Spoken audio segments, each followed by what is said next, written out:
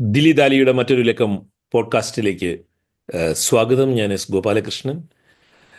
2025 ഫെബ്രുവരി 5 ഡൽഹി അസംബ്ലിയിലേക്കുള്ള തെരഞ്ഞെടുപ്പ്. ജനുവരി 13 രാഷ്ട്രീയ കാലാവസ്ഥ വെച്ചിട്ട് ഡൽഹി തെരഞ്ഞെടുപ്പ് രാഷ്ട്രീയത്തെക്കുറിച്ച് സംസാരിക്കുവാൻ ദില്ലി ദാലിയിൽ അതിഥിയായിട്ട് ഇപ്പോൾ എത്തിയിരിക്കുന്നത് ഹിന്ദുസ്ഥാൻ ടൈംസിൻ്റെ ഒപ്പീനിയൻ എഡിറ്ററും ഇന്ത്യൻ ദേശീയ രാഷ്ട്രീയത്തെ, പ്രത്യേകിച്ച് വടക്കേ ഇന്ത്യൻ രാഷ്ട്രീയത്തെ വളരെ അവഗാഹത്തോടുകൂടി കണ്ടുവരികയും ചെയ്യുന്ന അമൃത് ലാലാണ്. അദ്ദേഹം ദില്ലി ദാലി ശ്രോതാക്കൾക്ക് സുപരിചിതനാണ്. സ്വാഗതം അമൃത് ലാൽ ഒന്നുകൂടി ദില്ലി ദാലിയിലേക്ക്. Thank you Gopalakrishnan. 2012 നവംബർ 26 രൂപം കൊണ്ട ആം ആദ്മി പാർട്ടിയുടെ രാഷ്ട്രീയ ചരിത്രത്തിലെ ഏറ്റവും വലിയ ഒരു അഗ്നി പരീക്ഷ ആ പാർട്ടിയുടെ കളിത്തൊട്ടിലായിട്ടുള്ള ഡൽഹിയിൽ അവർ നേരിടാൻ പോകുന്ന ഒരു തെരഞ്ഞെടുപ്പാണ് എന്ന് വിശ്വസിക്കുന്ന ഒരാളാണ് ഞാൻ. 2015 തെരഞ്ഞെടുപ്പിൽ അവർക്ക് 70-ൽ 67 സീറ്റുകളോളം നേടി. 2020 അവർ ഏതാണ്ട് അതേ ശക്തിയോടുകൂടി 70-ൽ 62 സീറ്റുകൾ നേടി ആ വിജയം ആവർത്തിക്കുകയായിരുന്നു. 2015 54.3% വോട്ടുകൾ അവർ നേടിയെങ്കിൽ 2020 അവർ 53.57% വോട്ടുകൾ നേടി. 2013-ലും 2015-ലും 2020-ലും 3 തവണ അരവിന്ദ് കെജ്രിവാൾ ഡൽഹിയിൽ മുഖ്യമന്ത്രിയായി. അമൃത് ലാലിന് എന്താണ് തോന്നുന്നത്? ഡൽഹിയിൽ ആം ആദ്മി പാർട്ടി ഈ വിജയം ആവർത്തിക്കുമോ? 4ാമത്തെ ടേമിൻ ഗവൺമെൻറ്റാണ് അവർ നോക്കുന്നത്. അതായത് 2013-ൽ ജയിച്ചു, ഒറ്റയ്ക്കല്ല, ഏറ്റവും വലിയ കക്ഷിയായി. 2015-ൽ ജയിച്ചു, 2019-ൽ ജയിച്ചു. അങ്ങനെ 3 പ്രാവശ്യം ജയിച്ചു കഴിഞ്ഞു. 2013, 2015, 2019. ഇനി 2024 അത് ആവർത്തിക്കുമോ എന്നുള്ളതാണല്ലോ നമ്മൾ നോക്കുന്ന ഒരു കാര്യം. ഇതിൽ ഈ സംശയത്തിനിടവരുന്ന ഒരു കാരണം, കഴിഞ്ഞ ലോക്സഭാ തെരഞ്ഞെടുപ്പിൽ 7 സീറ്റുകളിൽ 7ഉം BJP ആണ് ജയിച്ചത്. കോൺഗ്രസും ആം ആദ്മി പാർട്ടിയും ഒരുമിച്ച് ഇന്ത്യ സഖ്യത്തിൻ്റെ ഭാഗമായിട്ട് മത്സരിച്ചിട്ട് പോലും. അപ്പോൾ ഇതിൻ്റെ ഒരു പ്രത്യേകത, 2 തെരഞ്ഞെടുപ്പുകളിൽ, ദേശീയ തെരഞ്ഞെടുപ്പിലും സംസ്ഥാന തെരഞ്ഞെടുപ്പുകളിലും വളരെ വ്യത്യസ്തമായി വോട്ട് ചെയ്യുന്ന ഒരു കൂട്ടരാണ് ഡൽഹിയിലെ വോട്ടർമാർ. അത് വളരെ അവരുടെ കമ്പൽഷൻസും അവരുടെ ഡിമാൻഡുകളും ഒക്കെ വളരെ കൃത്യമാണ് ആ സെൻസിൽ. അങ്ങനെ വെച്ച് നോക്കുമ്പോൾ നമുക്ക് ചില ട്രെൻഡ്സ് നമുക്ക് കാണാം. അതിലൊന്ന്, നമ്മൾ തെരഞ്ഞെടുപ്പിൻ്റെ ഒരു പ്രത്യേകത നോക്കിക്കഴിയുകയാണെങ്കിൽ, ഇന്നലെ കേജ്രിവാൾ പറഞ്ഞൊരു കാര്യമുണ്ട്. ഞങ്ങളുടെ മുഖ്യമന്ത്രി, ആപ്പിൻ്റെ മുഖ്യമന്ത്രി സ്ഥാനാർത്ഥി അരവിന്ദ് കെജ്രിവാളാണ്. ആരാണ് BJPയുടെ മുഖ്യമന്ത്രി സ്ഥാനാർത്ഥി? അതവരുടെ ഒരു ഒരു ഒരു ഒരു ഒരു ക്യാമ്പയിൻ പ്ലാങ്കായി അവരത് മാറ്റിയിട്ടുണ്ട്.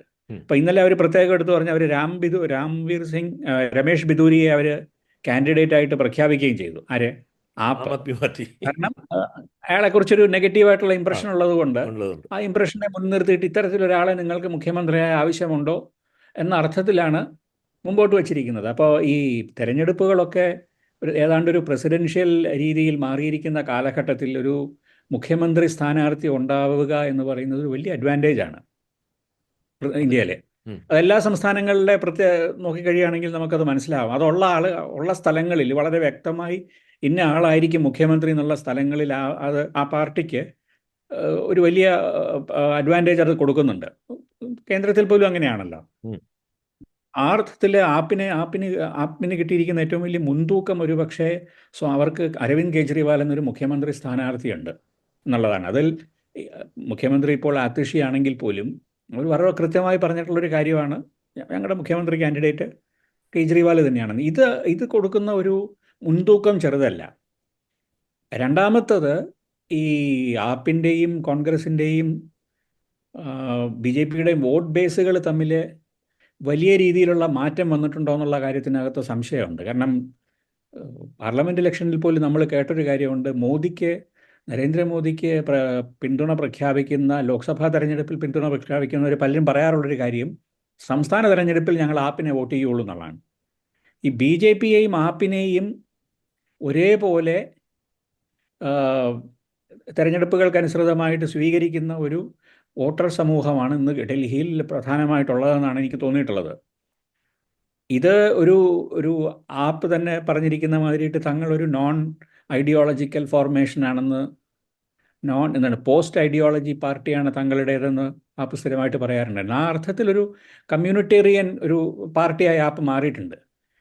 ഇതിൻ്റെ ഒരു പ്രത്യേകത എന്ന് വെച്ച് കഴിഞ്ഞാണെങ്കിൽ ഇപ്പോൾ ഇവരുടെ ക്യാമ്പയിനുകളുടെ പ്രത്യേകത നോക്കുകയാണെങ്കിൽ ഏതാണ്ടൊരു ഡൽഹിയിലെ ഹിന്ദു വോട്ടിന് വേണ്ടിയിട്ടുള്ള മത്സരമാണിത്. ആപ്പ് കണക്ക് കൂട്ടുന്നത് ഡൽഹിയിൽ ഏതാണ്ട് 13% ഡൽഹിയിലെ ജനസംഖ്യയിൽ മുസ്ലിങ്ങൾ. അപ്പം അവർക്ക് മറ്റ് ഓപ്ഷൻസ് ഒന്നും ഉണ്ടാവില്ല. BJP വിരുദ്ധരായതുകൊണ്ട് തന്നെ ആ വോട്ട് ആപ്പിന് വരും. BJPക്ക് ഒരിക്കലും പോകില്ല. പിന്നെ ആർക്ക് പോയാലും അവർക്ക് കുഴപ്പമില്ല. അപ്പം ഈ ഈ ഭൂരിപക്ഷം ഹിന്ദു വോട്ടുകളെ പിടിക്കുകയാണെങ്കിൽ നിങ്ങൾക്ക് ഡൽഹി ഭരിക്കാം എന്നുള്ളതാണ് ഏതാണ്ട് അവരുടെ ഒരു കണക്കുകൂട്ടൽ. അത്തരത്തിലാണ് അവരുടെ ക്യാമ്പയിനുകളും. അത് ചിലപ്പോൾ വളരെ സ്മാർട്ടായിട്ടുള്ളൊരു ക്യാമ്പയിനാണത്. അതിൻ്റെ എത്തിക്കൽ ഡൈമൻഡ് ഒരു പൊളിറ്റിക്കൽ സെൻസിൽ അല്ലെങ്കിൽ ഒരു എത്തിക്കൽ സെൻസിൽ അത് ഒരുപാട് ചോദ്യങ്ങൾ അവശേഷിപ്പിക്കുന്നുണ്ടെങ്കിൽ പോലും അത്തരത്തിലുള്ള ഒരു മത്സരത്തിൽ അവർക്ക് നേരിയ മുൻതൂക്കമുണ്ട് എന്നാണ് എനിക്ക് തോന്നുന്നത്. ഓക്കെ. പക്ഷേ ഈ ആം ആദ്മി പാർട്ടിയുടെ ജന്മകാലമൊക്കെ നോക്കിക്കഴിഞ്ഞാൽ അത് ഈ അഴിമതിക്കെതിരെയുള്ള ഒരു ബഹുജന പ്രക്ഷോഭത്തിലൂടെ ഉണ്ടായ ഒരു പാർട്ടിയെ, ആ പാർട്ടിക്കെതിരെയും ആ പാർട്ടിയുടെ മുഖ്യമന്ത്രിക്കെതിരെയും അഴിമതി ആരോപണങ്ങൾ ഉണ്ടാക്കാൻ കഴിയുകയും പല നേതാക്കന്മാരും ജയിൽവാസം അനുഷ്ഠിക്കേണ്ടി വരികയും അങ്ങനെ ഒരു തെളിയിക്കപ്പെട്ടിട്ടുണ്ടെങ്കിലും ഇല്ലെങ്കിലും ഒരു കളങ്കം ഏറ്റ ആം ആദ്മി പാർട്ടി അല്ലേ ഇപ്പോൾ മത്സരിക്കുന്നത്? അത് അവരെ എങ്ങനെ ബാധിക്കുമെന്നാണ് അമൃതത്തിന് തോന്നുന്നത്? അത് നമ്മൾ ഈ ആം ആദ്മി പാർട്ടിയുടെ ഒരു ഇവല്യൂഷൻ നോക്കിക്കഴിയുകയാണെങ്കിൽ ഒരുപക്ഷെ ഈ ചോദ്യത്തിനുള്ള ഉത്തരം അതിലുണ്ടാവും. തുടക്കത്തിൽ അതൊരു മധ്യവർഗത്തിൻ്റെ കറപ്ഷനെതിരെയുള്ള ഇന്ത്യ അഗെയിൻസ്റ്റ് കറപ്ഷൻ്റെ ഭാഗമായിട്ട് പൊന്തി വന്നൊരു ബഹുജന മുന്നേറ്റം രാഷ്ട്രീയ പാർട്ടിയായി മാറുന്നു. അത് കഴിഞ്ഞിട്ട് അതിനൊരു വെൽഫെയറിസത്തിൻ്റെ വെൽഫെയറിസത്തിൻ്റെ ഒരു അജണ്ട അത് സ്വീകരിക്കുന്നു. ഇങ്ങനെ വരുമ്പോൾ ഇത്തരത്തിലുള്ള ഈ മാറ്റത്തിൽ കൂടി സംഭവിക്കുന്ന ഒരു കാര്യം, ആപ്പിൻ്റെ വോട്ട് ബേസിലും ചെറിയ വ്യത്യാസം വന്നിട്ടുണ്ട്. ഇത് മിഡിൽ ക്ലാസിൻ്റെ പാർട്ടി എന്ന ആപ്പല്ല. BJPയുടെ മിഡിൽ ക്ലാസ് വലിയ അളവിൽ സപ്പോർട്ട് ചെയ്യുന്ന പാർട്ടി BJP ആണ്. ആപ്പിൻ്റെ വെൽഫെയറിസം മൂലം ആപ്പ് ഉണ്ടാക്കിയെടുത്തിരിക്കുന്ന ഒരു വലിയ സ്വാധീന വലയം എന്ന് പറയുന്നത് പണ്ട് കോൺഗ്രസ്സിന് വോട്ട് ചെയ്തിരുന്ന പിന്നെ താഴേക്കിടയിലുള്ള ജനവിഭാഗങ്ങൾ, എല്ലാ തരത്തിലുള്ള സമുദായങ്ങളിൽ നിന്നുള്ള ലോവർ മിഡിൽ ക്ലാസ്സും അതിന് താഴേക്കുള്ള സമുദായമാണ് ഇന്ന് ആപ്പിൻ്റെ ഏറ്റവും വലിയ സ്ട്രോങ് ഹോൾഡ്. അത് അവർ നിലനിർത്തിയിരിക്കുന്നത് അവരുടെ വെൽഫെയർ പ്രോഗ്രാമുകളിൽ കൂടിയിട്ടാണ്. നമ്മൾ മറ്റെന്തൊക്കെ പറയുകയാണെങ്കിലും ഇതിന് മുമ്പ് കണ്ടിരുന്ന പല രാഷ്ട്രീയ നേതാക്കളെക്കാൾ ഭേദപ്പെട്ടവരാണ് ആ രാഷ്ട്രീയ പാർട്ടിയുടെ ഭാഗമായി നിൽക്കുന്നവരെന്നുള്ളൊരു പൊതുധാരണയുണ്ട്. അത് അഴിമതിയുടെ കാര്യത്തിലായാലും ശരി, പിന്നെ മറ്റു തരത്തിലുള്ള സാമൂഹിക ഇടപെടലുകളുടെ കാര്യത്തിലായാലും ശരി, കൂടുതൽ ജനസമ്പർക്കവും മാന്യതയും ഒക്കെയുള്ള നേതാക്കൾ ആപ്പിലുണ്ടെന്നുള്ളൊരു പൊതുസമ്മതി ഇന്ന് ആപ്പിന് ഉണ്ടാക്കിയെടുക്കാൻ സാധിച്ചിട്ടുണ്ട്. അതുകൊണ്ട് തന്നെ ഈ ശീഷ് മഹൽ പോലെയുള്ള കറപ്ഷനുമായിട്ട് ബന്ധപ്പെട്ടിട്ടുള്ള കാര്യങ്ങൾ എത്ര കണ്ട് ആപ്പിനെതിരെ വോട്ടർമാരെ തിരിക്കുന്നുള്ള കാര്യത്തിനകത്ത് എനിക്ക് സംശയമുണ്ട്. നമ്മൾ ആ തരത്തിൽ ക്യാമ്പയിൻ ഞാൻ കണ്ടിട്ടില്ല. എങ്കിൽ പോലും നമ്മൾ ആളുകളുമായിട്ട് സംസാരിക്കുമ്പോൾ മനസ്സിലാകുന്നൊരു കാര്യം എന്ന് പറഞ്ഞാൽ ഈ കറപ്ഷൻ വലിയ അളവിലൊന്നും ഏശിയിട്ടില്ല. മാത്രമല്ല ഈ ആപ്പ് എന്ത് പേരിലായാലും കേജ്രിവാളിനെയും കൂട്ടരെയും ജയിലിൽ അടച്ചു എന്നൊക്കെ ഉള്ളത് വേറൊരു തരത്തിൽ ആപ്പിന് അനുകൂലമായി മാറുകയും ചെയ്യും. അതൊരു സിമ്പതി വേ എന്നുള്ള രീതിയിൽ മാത്രമല്ല, ഇപ്പോൾ ആപ്പിൻ്റെ ഒരു സോഫ്റ്റ് ഹിന്ദുത്വ നിലപാടുകളോട് എതിർപ്പുള്ളവരെ പോലും ആപ്പ് ഒരു പ്രോ BJP പക്ഷമല്ല എന്ന പ്രതീതി ഉണ്ടാക്കാൻ ഈ അറസ്റ്റുകളും BJPയുടെ ആപ്പ് വിരുദ്ധ നയങ്ങളും ഒക്കെ സഹായിച്ചിട്ടുണ്ട്. അപ്പം മാത്രമല്ല ഈ അഴിമതി എന്ന് പറയുന്ന കാര്യത്തിനകത്ത് BJP മറ്റ് രാഷ്ട്രീയ പാർട്ടികളിലുള്ള നേതാക്കളെ അവർ അഴിമതിക്കാരാണെങ്കിലും അല്ലെങ്കിലും ഒതുക്കാനായിട്ട് ഉപയോഗിക്കുന്ന ഒരു ഇൻസ്ട്രുമെൻ്റാണ് പിന്നെ ഈ അന്വേഷണ ഏജൻസികളും അല്ലെങ്കിൽ അത്തരത്തിലുള്ള നിയമങ്ങളും അല്ലെങ്കിൽ ജയിലും ഒക്കെ എന്നുള്ളൊരു പ്രതീതി വലിയ അളവിൽ പരന്നിട്ടുണ്ട്. ആ അർത്ഥത്തിൽ ഒരു അഴിമതിക്കാരൻ എന്നുള്ള ഒരു ചാപ്പ കുത്തി കഴിയുകയാണെങ്കിൽ അത് നിലനിൽക്കണം എന്നില്ല. പ്രത്യേകിച്ച് കേജ്രിവാളിൻ്റെ കാര്യത്തിൽ നമ്മൾ ശീഷ് മഹലിൻ്റെ കാര്യം എടുക്കുക. ശീഷ് മഹൽ എന്ന് പറയുന്നത് അദ്ദേഹത്തിൻ്റെ ഔദ്യോഗിക വസതിയാണ്. അതിൽ എത്രയോ കോടി രൂപ ചെലവഴിച്ചിട്ടുണ്ടെന്നാണ് BJP പിന്നെ അവകാശപ്പെടുന്നത്. അപ്പോൾ ഇതിലെ ഒരു പ്രത്യേകത എന്ന് വെച്ച് കഴിഞ്ഞാൽ ഇതൊരു മുഖ്യമന്ത്രിയുടെ ഔദ്യോഗിക വസതിയാണ്. കേജ്രിവാളിൻ്റെ സ്വന്തക്കാരുടെ പേർക്ക് വേണ്ടിയിട്ടോ സ്വന്തം വീടിന് വേണ്ടിയിട്ടല്ലോ ഈ ചെലവഴിച്ചിരിക്കുന്നത്. ഈ വ്യത്യാസമുണ്ട്. സ്വജനപക്ഷപാതമോ സ്വന്തം ആവശ്യങ്ങൾക്ക് വേണ്ടി അഴിമതി കാണിച്ചോ എന്നല്ല പറയുന്നത്. ഒരു സർക്കാരിൻ്റെ സ്ഥാപനത്തിന് വേണ്ടി കൂടുതൽ പൈസ ചെലവാക്കി എന്നാണ്. അതുകൊണ്ട് തന്നെ മറ്റു തരത്തിലുള്ള നമ്മൾ സ്വന്തമായി അനധികൃതമായി വസ്തു സമ്പാദിച്ചു എന്നൊക്കെ പറയുന്ന തരത്തിലുള്ള അഴിമതി ആരോപണമല്ല ഇത്. ആ അർത്ഥത്തിൽ ഇത് ആളുകളുടെ ഇടയിലേക്ക് അഴിമതിക്കാരനാണ് കേജ്രിവാൾ എന്ന് പറഞ്ഞ് പ്രചരിപ്പിക്കാനായിട്ടുള്ള BJPയുടെ ശ്രമം കോൺഗ്രസിൻ്റെയും എത്ര കണ്ട് സഹായിക്കുന്നുള്ള കാര്യത്തിനകത്ത് എനിക്ക് സംശയമുണ്ട്. ഇനിയിപ്പോൾ എനിക്ക് ഈ നേരത്തെ അമൃതൊന്ന് സൂചിപ്പിച്ചിരുന്നല്ലോ, ഈ ഹിന്ദു വോട്ടുകൾ ലഭിക്കാൻ വേണ്ടിയാണ് ആം ആദ്മി പാർട്ടി ശ്രമിക്കുന്നത്. മുസ്ലിം വോട്ടുകൾക്ക് അവർക്ക് വേറെ വഴിയൊന്നുമില്ല. മുസ്ലിങ്ങൾ 13% വരുന്ന ഡൽഹിയിലെ മുസ്ലിങ്ങൾ ആം ആദ്മിക്ക് വോട്ട് ചെയ്യും, അവർക്ക് വേറെ വഴിയില്ല എന്നാണ് ആം ആദ്മി പാർട്ടി വിചാരിക്കുന്നത് എന്ന്. പക്ഷേ കഴിഞ്ഞ ലോക്സഭാ തെരഞ്ഞെടുപ്പിൻ്റെ ഫലങ്ങൾ നോക്കിയാലും ലോക്സഭാ തെരഞ്ഞെടുപ്പും അസംബ്ലി തെരഞ്ഞെടുപ്പും തമ്മിൽ വ്യത്യാസമുണ്ട് വോട്ടിംഗ് പാറ്റേൺ എന്നുള്ളത് ഞാൻ സമ്മതിക്കുമ്പോൾ തന്നെ മുസ്ലിം ജനവിഭാഗം കോൺഗ്രസ് സ്ഥാനാർത്ഥികൾക്കോ അല്ലെങ്കിൽ ഒവൈസിയെ പോലെയുള്ള ആളുകൾ നിർത്തുന്ന സ്ഥാനാർത്ഥികൾക്കോ വോട്ട് ചെയ്താൽ അതിന് ആം ആദ്മി പാർട്ടിയുടെ ഈ ഹിന്ദു വോട്ടിന് വേണ്ടിയുള്ള ആ ആർത്തിക്ക് കൊടുക്കേണ്ടി വരുന്ന വിലയായിരിക്കുമോ? ഇത് നമുക്ക് അറിഞ്ഞുകൂടാ ഇത് ഈ മുസ്ലിം ജനസാമാന്യം എങ്ങനെയാണ് വോട്ട് ചെയ്യാൻ പോകുന്നതെന്ന്. ഒരു കാര്യം നമുക്കറിയാം, അവരുടെ മെയിൻ സ്ട്രീം ഇന്ത്യയിലെ മുഖ്യധാര രാഷ്ട്രീയ പാർട്ടികളിൽ നിന്നുള്ള അവരുടെ എക്സ്പെക്ടേഷൻസിന്റെ ബാർ വളരെ താഴെയാണ്. അതെ, അത് കോൺഗ്രസ് ഉൾപ്പെടെയുള്ളവരെ കുറിച്ച് പറയുകയാണ്. കഴിഞ്ഞ തെരഞ്ഞെടുപ്പിനകത്ത് ഒരു വലിയ അളവിൽ മൈനോറിറ്റി വോട്ട്, മുസ്ലിം വോട്ട് കോൺഗ്രസിന് അനുകൂലമായി മാറിയിട്ടുണ്ട്. കാരണം അവർക്ക് വേണ്ടി എന്തെങ്കിലും ചെറിയ രീതിയിലെങ്കിലും സംസാരിക്കുന്ന രാഷ്ട്രീയ പാർട്ടി കോൺഗ്രസ് ആണെന്നുള്ളത് കൊണ്ട്. പിന്നെ രാഹുൽ ഗാന്ധിയുടെ ഭാരത് ജോഡോ യാത്രയും അല്ലെങ്കിൽ മൊഹബത്ത് കി ദുക്കാൻ എന്നുള്ള അങ്ങനത്തെ സ്ലോഗനുകളും ഒക്കെ ആയിട്ട്. ആപ്പാണെങ്കിൽ നമുക്കറിയാം ഡൽഹി റൈറ്റ്സിന്റെ കാലത്ത് യാതൊരു രീതിയിലുള്ള പിന്നെ അവിടെ ആ ഭാഗം അവിടെ സന്ദർശിക്കുകയോ അതുമായിട്ട് ബന്ധപ്പെട്ട ആളുകൾക്ക് വേണ്ടി സംസാരിക്കുകയോ ഒന്നും ചെയ്തിട്ടില്ല. അത് UAPA ഷാഹീൻ ബാഗിലായാലും ശരി, അത്തരത്തിലുള്ള ആ സമുദായവുമായിട്ട് ബന്ധപ്പെട്ടുണ്ടായിട്ടുള്ള ഒരു വിഷയത്തിലും ഇടപെടാൻ ആപ്പ് തയ്യാറായിട്ടില്ല. അവർ പറയുന്ന ഒരു കാരണം അത് BJPയുടെ അജണ്ടയ്ക്ക് ശക്തി കൂട്ടുകയുള്ളൂ, അത്തരത്തിലൊരു പോളറൈസ് ചെയ്യുന്ന അജണ്ടകളിൽ ഇടപെട്ടാൽ എന്നുള്ളതാണ് അവരുടെ ഒരു വിശകലനം. പക്ഷെ സാധാരണക്കാരായ മുസ്ലിങ്ങളെ സംബന്ധിച്ചിടത്തോളം അവർ കാണുന്നത് ഇത് തമ്മിൽ നോക്കുമ്പോൾ തങ്ങളെ അനാവശ്യമായി ഉപദ്രവിക്കാത്തൊരു പാർട്ടിയാണ്, തങ്ങൾക്ക് വേണ്ടി സംസാരിച്ചില്ലെങ്കിൽ തങ്ങളെ ഉപദ്രവിക്കുന്നില്ലല്ലോ. ഈ രീതിയിലാണ് പലരും ആ രാഷ്ട്രീയ പാർട്ടിയെ കാണുന്നത്. അതായത് എക്സ്പെക്ടേഷൻസ് വളരെ താഴ്ന്നിരിക്കുമ്പോൾ ഉണ്ടാകുന്ന ഒരു പ്രതികരണമാണത്. ചെറുപ്പക്കാരുടെ ഇടയിലും മറ്റും ഈ OICക്ക് സ്വാധീനം ഉണ്ടാക്കാൻ കഴിയുമായിരിക്കും. അതുപോലും വോട്ടർമാർ അങ്ങനെ മണ്ടന്മാരൊന്നുമല്ലല്ലോ, അത് വളരെ ടാക്ടിക്കലായിട്ട് തന്നെയാണ് ആളുകൾ അവരുടെ വോട്ട് തീരുമാനിക്കുക. ഇല്ല. മാത്രമല്ല, ഒരു ദേശീയ തെരഞ്ഞെടുപ്പിൽ കോൺഗ്രസിന് കിട്ടുന്ന ആനുകൂല്യം വളരെ കുറച്ച് സംസ്ഥാന തെരഞ്ഞെടുപ്പുകളിൽ കിട്ടാറുള്ളൂ. സംസ്ഥാന തെരഞ്ഞെടുപ്പുകളിൽ കോൺഗ്രസും ഒരു പ്രാദേശിക കക്ഷിയും തമ്മിലുണ്ടെങ്കിൽ പലയിടത്തും നമ്മൾ കണ്ടുവരുന്ന ഒരു രീതി പ്രാദേശിക കക്ഷിക്ക് കോൺഗ്രസിനേക്കാൾ കൂടുതൽ പ്രിഫറൻസ് കിട്ടുന്ന ഒരു കാര്യമാണ്. എന്നാൽ ദേശീയ രാഷ്ട്രീയം വരുമ്പോൾ BJPയുടെ എതിർപ്പോൾ കോൺഗ്രസ് ആണെന്നുള്ള ബോധം വോട്ടർമാർക്കുണ്ട്. അപ്പോൾ BJPക്ക് എതിരെയുള്ള വോട്ട് കൃത്യമായി ആ പാർട്ടിക്ക് പോകും. സംസ്ഥാന തെരഞ്ഞെടുപ്പ് നമ്മുടെ ദേശീയ പത്രങ്ങൾ എടുത്തു കഴിഞ്ഞാൽ, ഡൽഹിയിൽ ഇറങ്ങുന്ന പ്രധാനപ്പെട്ട ഇംഗ്ലീഷ് ദിനപത്രങ്ങളെല്ലാം എടുത്താൽ കഴിഞ്ഞാലും, ഞാൻ തെക്കൻ ഡൽഹിയിൽ താമസിക്കുന്നതാണ്, സൗത്ത് ഡൽഹിയിൽ. എൻ്റെ ഇതിൻ്റെ സമീപ പ്രദേശങ്ങളിലുള്ള പ്രചാരണങ്ങൾ നോക്കിയാലും കോൺഗ്രസ് കളത്തിലില്ലാത്ത ഒരു തെരഞ്ഞെടുപ്പ് പോലെയാണ് ഇതുവരെ. ആദ്യമൊക്കെ ഒരു ഇത് തോന്നി, കോൺഗ്രസ് ശക്തമായിട്ട് സ്ഥാനാർത്ഥികളെ നിർത്തുന്നു എന്നൊക്കെ തോന്നിയെങ്കിലും പ്രചാരണത്തിൻ്റെ ഘട്ടം വന്നപ്പോഴത്തേക്കും കോൺഗ്രസ് വളരെ പിൻവാങ്ങി നിൽക്കുന്ന ഒരു ഇതായിട്ടാണ് എനിക്ക് തോന്നുന്നത്. പക്ഷേ അതിലേക്ക് പോകുന്നതിന് മുമ്പ് ഈ ഞാനിപ്പോൾ താമസിക്കുന്ന സ്ഥലങ്ങളിലൊക്കെയുള്ള ചേരി പ്രദേശങ്ങളിലെല്ലാം അവർ വെച്ചിരിക്കുന്ന വലിയ ബോർഡാണ്. അതായത് BJP ക്ലെയിം ചെയ്യുന്നില്ല BJPയുടെ ആണെന്ന്, പക്ഷേ വലിയൊരു ബോർഡ്, വലിയ പോസ്റ്റേഴ്സ് വെച്ചിരിക്കുന്നത് പഞ്ചാബിൽ 1000 രൂപ കൊടുക്കാൻ കഴിയാത്ത ഈ പാർട്ടി ഡൽഹിയിൽ എങ്ങനെയാണ് 2200 കൊടുക്കുന്നത്. ഇതാണ് ഈ എല്ലാ സ്ലംസിലും ഇവർ പ്രചരിപ്പിക്കുന്ന ഒരു കാര്യം.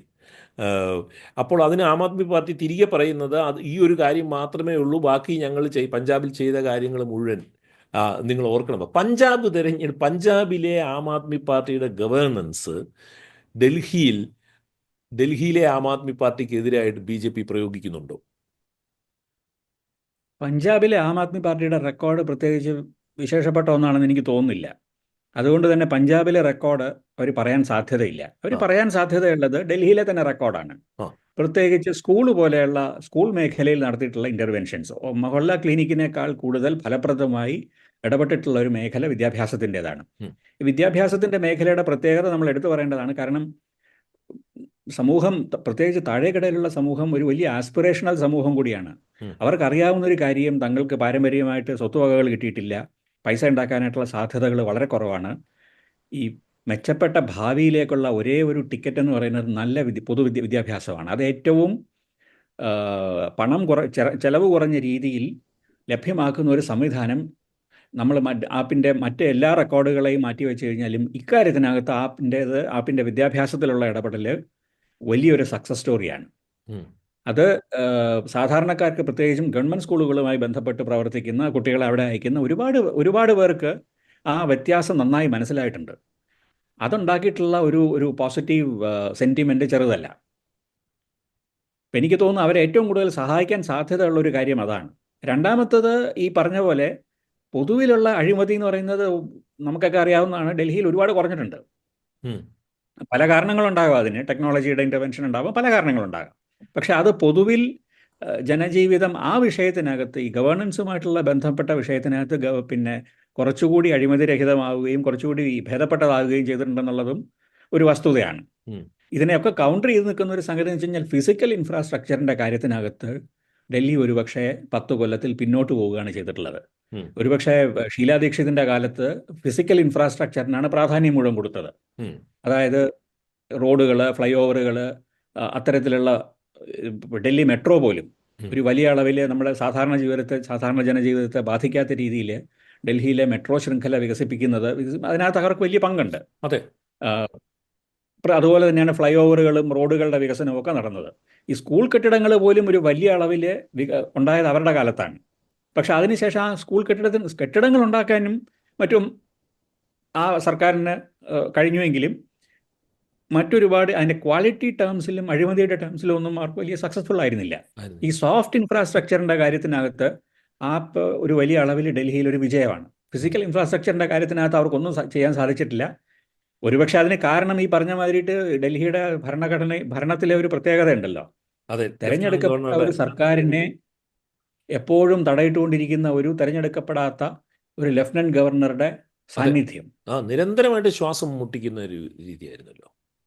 അത് ഒരു വലിയ ജനാധിപത്യ വിരുദ്ധമായിട്ടുള്ള ഒരു സംവിധാനമാണ്. അത് ഏത് രാഷ്ട്രീയ പാർട്ടിയാണെങ്കിലും ജനം തിരഞ്ഞെടുക്കപ്പെട്ട ഒരു സർക്കാരിൻ്റെ മുകളിൽ ജനം തിരഞ്ഞെടുക്കപ്പെടാത്ത ഒരു ലഫ്റ്റനന്റ് ഗവർണറും അയാളെ പിൻപറ്റിക്കൊണ്ട് പിന്നെ സർക്കാർ സംവിധാനവും പ്രവർത്തിക്കുക എന്ന് പറയുന്നത് തികച്ചും ജനാധിപത്യപരമായിട്ടുള്ളൊരു കാര്യമാണ്. അത് കോടതി വിധികളുടെയൊക്കെ ബലത്തിലാണ് അത് നടന്നുകൊണ്ടിരിക്കുന്നത്. ഈ അമൃത് ഇപ്പോൾ ഈ ഷീലാ ദീക്ഷിതിനെ കുറിച്ച് പറഞ്ഞു.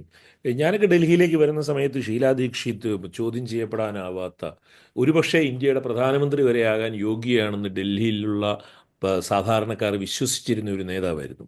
ഷീലാ ദീക്ഷിതിൻ്റെ പിൻവാങ്ങലിന് ശേഷം ഇന്ത്യയിലെ ഏറ്റവും വലിയ പ്രതിപക്ഷ പാർട്ടിയായിട്ടുള്ള ഇന്ത്യൻ നാഷണൽ കോൺഗ്രസ്സിന് ഒരു നേതാവ് ഡൽഹിയിൽ ഉണ്ടാകാതിരിക്കുകയും അവരുടെ ഹെഡ് ഓഫീസും AICCയും എല്ലാ നേതാക്കന്മാരും ജീവിക്കുന്ന ഈ മഹാനഗരത്തിൽ ഞങ്ങളിവിടെ ഈ കളിക്കില്ല എന്നുള്ള മട്ടിൽ ഈ കോൺഗ്രസ് മാറി നിൽക്കുന്നത്, ആ പരാജയം എന്തുകൊണ്ടാണ് കോൺഗ്രസിന് ഡൽഹിയിൽ സംഭവിക്കുന്നത്? കോൺഗ്രസിൻ്റെ അസാന്നിധ്യമാണെന്ന് ഞാൻ പറയില്ല. കാരണം ഈ തെരഞ്ഞെടുപ്പിൽ മറ്റു തെരഞ്ഞെടുപ്പുകളേക്കാൾ പ്രത്യേകതയുള്ളത് വളരെ വലിയ ഹെവി വെയ്റ്റ് സ്ഥാനാർത്ഥികൾ അവർ ഇറക്കിയിട്ടുണ്ട്.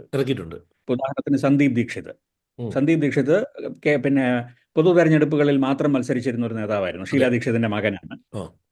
2 പ്രാവശ്യമെങ്കിലും അദ്ദേഹം ലോക്സഭാ MP ആയിരുന്നു ഡൽഹിയിൽ നിന്നും. അദ്ദേഹത്തിനെ തെരഞ്ഞെടുപ്പിൽ മത്സരിക്കുന്നത് മാത്രമല്ല, വളരെ ഹൈ പ്രൊഫൈൽ കോൺടെസ്റ്റുകളിലാണ് സന്ദീപ് ദീക്ഷിത്തും അൽക്ക ലംബയും സാധാരണ രീതിയിലുള്ള സീറ്റുകളിൽ നിന്ന് കഴിഞ്ഞാൽ ജയിക്കാൻ സാധ്യതയുള്ള കാൻഡിഡേറ്റുകളാണ് അവര്.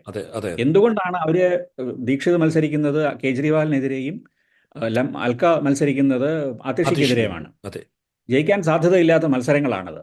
പക്ഷേ ഈ പ്രതീതി തങ്ങൾ തെരഞ്ഞെടുപ്പുകളിലില്ല. അതും എല്ലായിടത്തും കേൾക്കുന്ന ഒരു സംഗതിയാണ്. കാരണം കോൺഗ്രസിന്റെ ക്യാമ്പയിൻ വിസിബിൾ അല്ല. അത് മാറ്റാൻ കൂടി ആയിരിക്കണം ഈ വളരെ വിസിബിലിറ്റിയുള്ള കാൻഡിഡേറ്റുകളെ ഇവർ ഇറക്കിയിട്ടുള്ളത്. പക്ഷേ ഈ വിസിബിലിറ്റിയുള്ള കാൻഡിഡേറ്റുകൾ മാത്രം പോരാ, സംഘടനാ സംവിധാനം വേണം, പ്രവർത്തിക്കാനായിട്ടുള്ള ചെറുപ്പക്കാരായിട്ടുള്ള നേതാക്കൾ വേണം. അത്തരത്തിലുള്ള ഒരു സംവിധാനമല്ല കോൺഗ്രസിൻ്റെ എന്ന് നമുക്ക് രണ്ടുപേർക്കും അറിയാം. ആ ഒരു മാറ്റമൊന്നും ഇപ്പോഴും കോൺഗ്രസിൽ ഉണ്ടായിട്ടില്ല. രാഹുൽ ഗാന്ധിയുടെ ആദ്യത്തെ പ്രചാരണ റാലി എന്ന് പറയുന്നത് നാളെയാണ്. ബി ജെ പിയും എത്രയോ നാളുകളായി കേജ്രിവാലും മറ്റും കാൽനട യാത്രകളും ജനസമ്പർക്ക പരിപാടികളും ചെയ്തു വരികയാണ്. ആപ്പിൻ്റെ കാര്യം പറയുകയാണെങ്കിൽ ബി ജെ പിക്ക് പോലും അവരുടെ താഴേക്കിടയിലുള്ള പ്രവർത്തകരെ വളരെ വലിയ സംഘടിതമായിട്ടുള്ള ക്യാമ്പയിൻ ചെയ്യുന്നുണ്ട്. കോൺഗ്രസിൻ്റെ പക്ഷത്തു നിന്നും ഇത്തരത്തിലുള്ള ഒരു ഇടപെടലുകളും പോസ്റ്റർ ഒട്ടിക്കുന്നത് പോലും ഇപ്പോഴും നടന്നിട്ടില്ല. പക്ഷേ പതിവിന് വിപരീതമായി വളരെ നേരത്തെ കോൺഗ്രസ് അതിൻ്റെ സ്ഥാനാർത്ഥികളെ പ്രഖ്യാപിക്കുകയുണ്ടായി ഡൽഹിയിൽ. അതെ, അത് മാത്രമല്ല, അവരുടെ തെരഞ്ഞെടുപ്പിൽ ഒരു പ്രത്യേകത, ബി ജെ പിയോളം തന്നെ അവർ ആപ്പിനെ ക്രോസ് വയർ വെച്ചിട്ടുണ്ടെന്നുള്ളതാണ്. അതെ, അതെ. കാരണം ഈ കോൺഗ്രസിനെ തകർത്തുകൊണ്ടാണ് ആപ്പ് വളർന്നതെന്നുള്ള പോലെ കോൺഗ്രസിന് അറിയാവുന്ന ഒരു കാര്യം, ഈ ആപ്പിന്റെ സമ്മതി ഇല്ലാതായാൽ മാത്രമേ അവർക്കിനി ഡൽഹിയിൽ തിരിച്ചു വരാൻ കഴിയുള്ളൂ എന്നുള്ളൊരു സംഗതിയുണ്ട്. അതിന് ദേശീയ പ്രത്യാഘാതങ്ങൾ ഉണ്ടാകും. ഒരു പക്ഷേ ആം ആദ്മി പാർട്ടി കുറഞ്ഞ ഭൂരിപക്ഷത്തോടുകൂടി അധികാരത്തിൽ വന്നാൽ ഇവർക്ക് ഇപ്പോൾ അനുഭവിച്ചുകൊണ്ടിരിക്കുന്ന കഴിഞ്ഞ 2 ടേമായിട്ട് അവർ അനുഭവിച്ചിരുന്ന വലിയ ഭൂരിപക്ഷം, മഹാഭൂരിപക്ഷം ഇല്ലാതെ കുറഞ്ഞ ഒരു ഭൂരിപക്ഷത്തോടെ ആം ആദ്മി പാർട്ടി അധികാരത്തിൽ വന്നാൽ ആ മന്ത്രിസഭ നേരിടാൻ സാധ്യതയുള്ള വെല്ലുവിളികളില്ലേ? ഈ ഭരണഘടനാ സംവിധാനത്തിനകത്തുള്ള ഒരു പ്രശ്നമുണ്ടല്ലോ. ഡൽഹി ആരാണ് ഭരിക്കേണ്ടുന്നത് എന്ന ഒരു പ്രശ്നം തന്നെയുണ്ട്. അത് കോടതി വിധി അനുസരിച്ച് പിന്നെ LGക്ക് മുഖ്യമന്ത്രിയേക്കാൾ കൂടുതൽ അധികാരം ഡൽഹിയിലുണ്ട്. അത്തരത്തിലുള്ളൊരു ഒരു നിയമപരമായിട്ടുള്ള ഒരു ബാലൻസ് തന്നെ അങ്ങനെയാണ്. അത് തന്നെ ഭരണത്തിന് തടയിടും. 2 പാർട്ടികളാണ് കേന്ദ്രത്തിലും സംസ്ഥാനത്തും മത്സരിക്കുന്നതെങ്കിൽ പ്രശ്നം ഉണ്ടാക്കും. രണ്ടാമത്തെ കാര്യം, പാർട്ടി ഒരുമിച്ച് നിൽക്കുമോ എന്നുള്ള ചോദ്യമാണ്. അതെ, അതാണ് എൻ്റെ ചോദ്യം. 70 സീറ്റുകളിൽ നിങ്ങൾക്ക് 40 സീറ്റേ ഉള്ളൂ എന്ന് വെക്കുക. അത് വലിയ ഡിസ്റ്റർബൻസുകൾക്ക് കാരണമാകാൻ സാധ്യതയുണ്ട്. പക്ഷേ എന്നെ അത്ഭുതപ്പെടുത്തിയ ഒരു കാര്യം, ഈ ഇത്രയും വലിയ വെല്ലുവിളി കേന്ദ്ര ഗവൺമെൻറ്റും ലഫ്റ്റനന്റ് ഗവർണറും കൂടെ ഉണ്ടാക്കുകയും മുഖ്യമന്ത്രി തന്നെ ജയിലിൽ പോവുകയും അവരുടെ മറ്റ് നേതാക്കന്മാർ ജയിലിൽ പോവുകയൊക്കെ ചെയ്തിട്ട് പറയത്തക്ക കൊഴിഞ്ഞു പോക്കലൊന്നും ഈ പാർട്ടിയിൽ ഉണ്ടായില്ല എന്നുള്ളതാണ്. അത് ബി ജെ പിയുടെ പരാജയമാണ്. ബി ജെ പി രാഷ്ട്രീയമായിട്ട് ആപ്പിനെ പരാജയപ്പെടുത്താനല്ലല്ലോ ശ്രമിച്ചത്. ഭരണത്തിൽ തടസ്സമുണ്ടാക്കുകയും നേതാക്കളെ ഇത്തരം കേസുകളിൽ ഉൾപ്പെടുത്തുകയും ഈ ബി ജെ പിയുടെ ഏറ്റവും വലിയ പരാജയം എന്ന് പറയുന്നത് ഇവർക്കെതിരെ ഉയർത്തുന്ന പല ആരോപണങ്ങളും ജനങ്ങളെ കൊണ്ട് വിശ്വസിപ്പിക്കാൻ അവർക്ക് സാധിച്ചിട്ടില്ല എന്നുള്ളതാണ്. കാരണം മറ്റിടങ്ങളിൽ ആളുകൾ നോക്കുന്നത് ഇത് രാഷ്ട്രീയമായിട്ട് വരുന്ന കേസുകളല്ലേ എന്ന ഒരു പ്രതീതി ഇന്ന് ആർക്കെതിരെ അഴിമതി ആരോപണം വന്നു കഴിയുകയാണെങ്കിലും ആളുകൾ വിശ്വസിക്കാൻ 2 വട്ടം ആലോചിക്കും. ശരിയായ അർത്ഥത്തിലുള്ള അഴിമതി ആരോപണം ആകുമ്പോൾ പോലും ഇത് തട്ടിക്കൂട്ടി ഉണ്ടാക്കിയതാണെന്നുള്ള ഒരു തോന്നല് ജനങ്ങൾക്കിടയിലുണ്ട്. അപ്പം അഴിമതി ആരോപണങ്ങളെ ന്യൂട്രലൈസ് ചെയ്യുന്ന രീതിയിൽ അതിനെ നമ്മളെന്താ പറയുക, ഇംഗ്ലീഷ് പറയുകയാണെങ്കിൽ ഓവർ സ്റ്റേറ്റ് ചെയ്തെന്നോ ഓവർ പ്ലേ ചെയ്തുവെന്നോ പറയേണ്ടി വരും ബി ജെ പി. അത് എനിക്ക് തോന്നുന്നു അതാണ് ഈ ആപ്പിന് വലിയ ക്ഷീണം ഒരുപക്ഷെ ഡൽഹിക്ക് പുറത്തുണ്ടാക്കിയിട്ടുണ്ടാകാം. ഡൽഹിക്കകത്ത് ഇന്നും ആപ്പിനെ പറ്റിയിട്ട് അങ്ങനെ ഒരു മിഡിൽ ക്ലാസിൻ്റെ പുറത്തുള്ള ഒരു സെക്ഷനിൽ ആപ്പിനെ കുറിച്ചിട്ടുള്ള ഈ കറപ്ഷൻ ആരോപണങ്ങൾക്ക് വലിയ അടിസ്ഥാനം വന്നിട്ടുണ്ടോ എന്ന് ചോദിച്ചു കഴിഞ്ഞാണെങ്കിൽ ഉണ്ടെന്ന് പറയാൻ തെളിവൊന്നുമില്ല. നമുക്കറിയില്ല. രാഷ്ട്രീയമാണ്. തെരഞ്ഞെടുപ്പിൽ എങ്ങനെയാണ് അതിൻ്റെ അത് വർക്ക് ചെയ്യാൻ നമുക്കറിയില്ല. പക്ഷേ ഈ കഴിഞ്ഞ തെരഞ്ഞെടുപ്പിൽ അതായത് കഴിഞ്ഞ അസംബ്ലി തെരഞ്ഞെടുപ്പിൽ ആം ആദ്മി പാർട്ടിക്ക് വോട്ട് ചെയ്ത ഡൽഹിയിലെ ഇടത്തരം മിഡിൽ ക്ലാസ്, ഒരു വലിയ വിഭാഗം മിഡിൽ ക്ലാസ് അന്ന് ആം ആദ്മി പാർട്ടിക്ക് വോട്ട് ചെയ്തിരുന്നു. ആ മിഡിൽ ക്ലാസ് വോട്ടുകൾ ഇത്തവണ ലഭിക്കാതിരിക്കാനുള്ള സാധ്യതയുണ്ട്. അറിഞ്ഞുകൂടാ. പക്ഷേ മറ്റു വശത്ത് പിന്നെ ഈ വിലക്കയറ്റത്തിൻ്റെ പ്രശ്നമുണ്ട്, തൊഴിലില്ലായ്മയുടെ പ്രശ്നമുണ്ട്. ഇതൊക്കെ ബി ജെ പിയുടെ ഉത്തരവാദിത്വമായിട്ട് മാറുമല്ലോ. അപ്പം ആ അർത്ഥത്തിൽ ആപ്പ് വളരെ പോസിറ്റീവായിട്ടൊരു അജണ്ടയിലാണ് മത്സരിക്കുന്നത്. തങ്ങൾ ഈ ഇത്തരത്തിലുള്ള വെൽഫെയർ പ്രോമിസ് ചെയ്യുന്നു, ഡൽഹിയെ മാറ്റി ഈ രീതിയിലൊക്കെ ഞങ്ങളുടെ ഭരണം കാരണം ഡൽഹി മാറും, നിങ്ങൾക്ക് ഞങ്ങൾ ഇന്നതൊക്കെ തരാം. ഇത്തരത്തിലുള്ളൊരു പോസിറ്റീവ് ഗവർണൻസ് അജണ്ടയാണ് ആപ്പ് മുമ്പോട്ട് വെക്കുന്നത്. ഇതിന് കോൺഗ്രസിൻ്റെ അജണ്ടയിൽ പോലും അതുണ്ട്. വെൽഫെയറിസത്തിൻ്റെ ഒരു വലിയ സംഗതിയുണ്ട്. മറുവശത്ത് ബി ജെ പിയുടെ ക്യാമ്പയിനിൽ ഈ വെൽഫെയറിസം അവർ പറയുന്നുണ്ടെങ്കിൽ പോലും അവരുടെ പ്രധാനപ്പെട്ട അജണ്ടകളെല്ലാം നെഗറ്റീവ് അജണ്ടകളാണ്. ഇത് പലപ്പോഴും നമ്മൾ കണ്ടുവന്നിട്ടുള്ളത് തെരഞ്ഞെടുപ്പുകളിൽ പോസിറ്റീവ് അജണ്ടകൾക്കാണ് ആളുകൾ വോട്ട് ചെയ്യാറുള്ളത്. ഈ നെഗറ്റീവ് അജണ്ടകൾ പലപ്പോഴും എതിരെ വർക്ക് ചെയ്യും.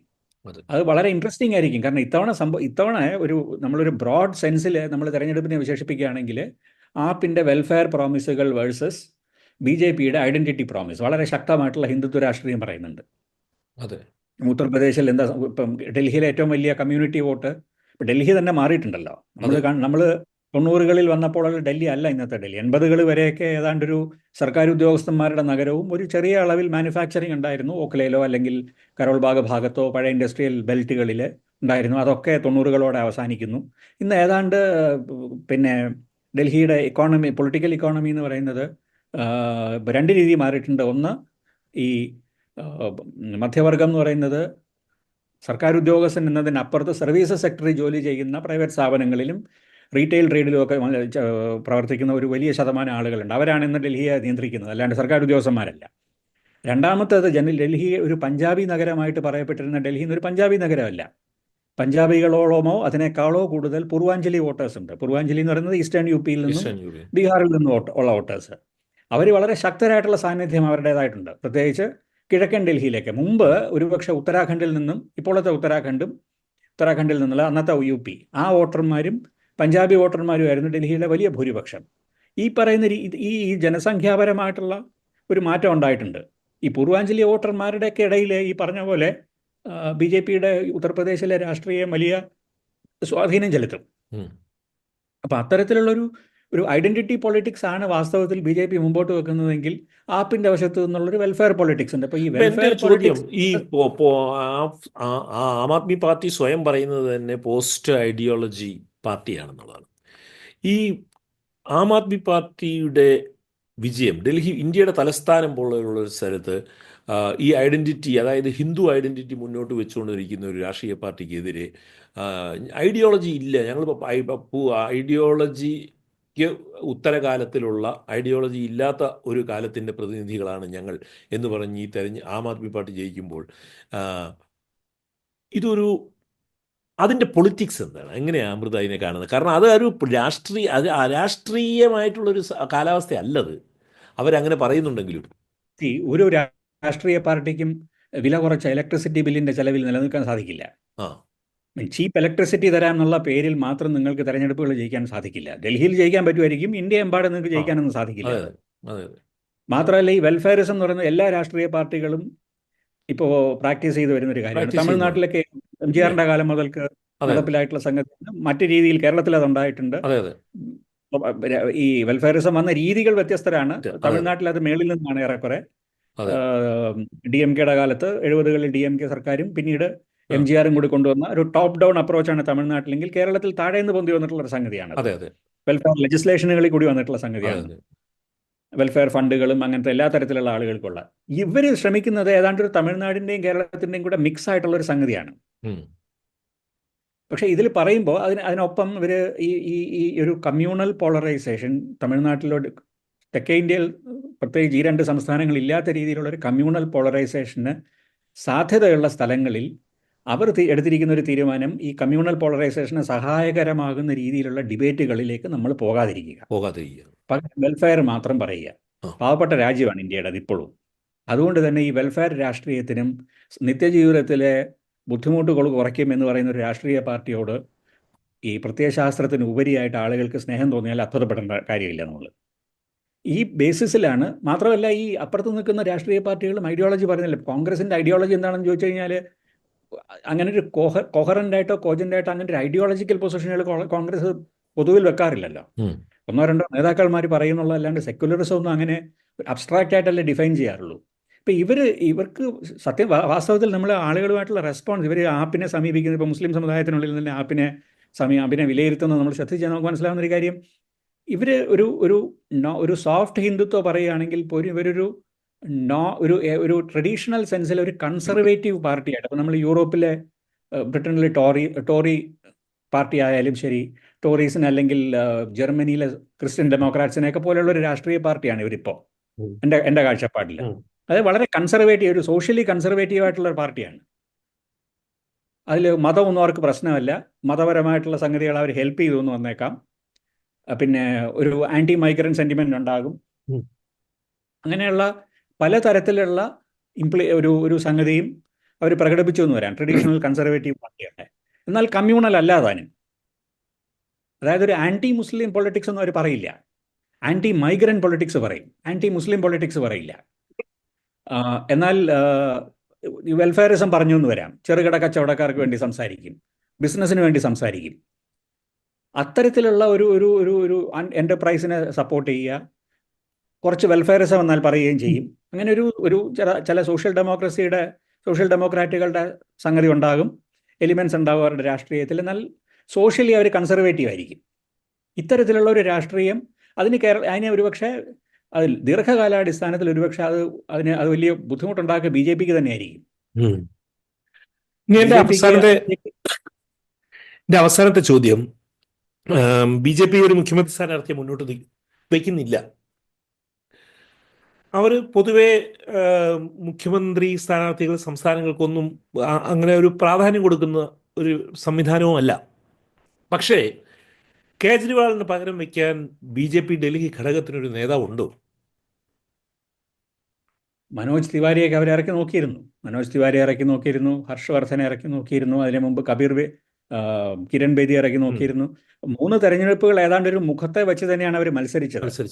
അതിൽ നിന്ന് അവർക്ക് മനസ്സിലായ ഒരു കാര്യം, നേരിട്ട് ഒരു നേതാവ് എന്നുള്ള രീതിയിൽ മത്സരിക്കുകയാണെങ്കിൽ അവർക്ക് എതിരിടാൻ സാധിക്കില്ല എന്ന് പറയുന്ന ഒരു സിറ്റുവേഷനിലാണ് BJP എത്തിപ്പെട്ട് നിൽക്കുന്നതെന്നുള്ള തോന്നലിൽ നിന്നാണ് ഒരുപക്ഷെ എന്നാൽ അങ്ങനെയാണെങ്കിൽ വിഷയങ്ങളുടെ മേളിലൊരു ചർച്ചയാകാം, കറപ്ഷനെ കുറിച്ചിട്ടൊരു ചർച്ചയാകാം എന്നുള്ളൊരു നിലപാടിൽ എത്തിയിട്ടുണ്ടാവുക എന്ന് എനിക്ക് തോന്നുന്നു.